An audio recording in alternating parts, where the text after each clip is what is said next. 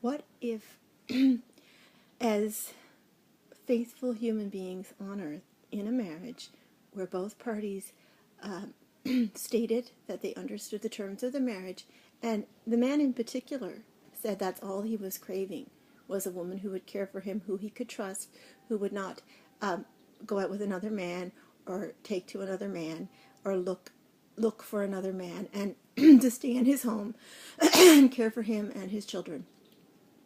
And that was all he wanted, security.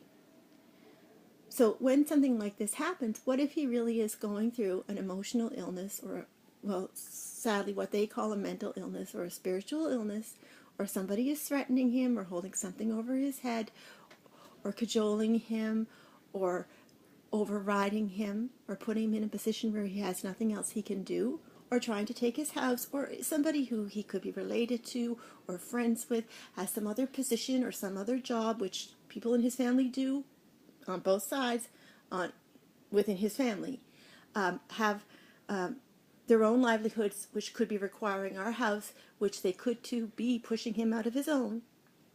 What if the only thing keeping him in something that he wants for himself, truly for himself, for a change, is me refusing to give up something due to our faith, my faith in God?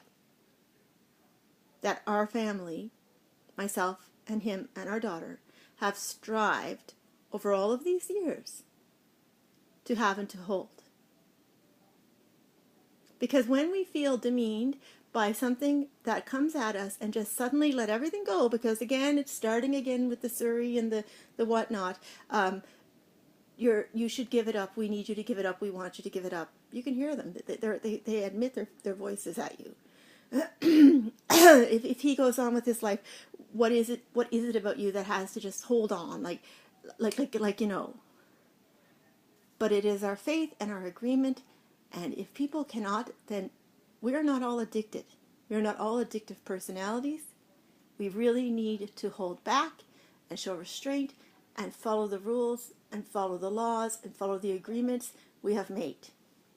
And I'm setting an example for my child that when you sign into something or commit yourself to something, you remain in it. You don't just turn and run, or when someone else turns and runs or is forced to turn and run or is forced to look like they're turning and running. You don't just give in. You commit yourself and you believe, and that is belief.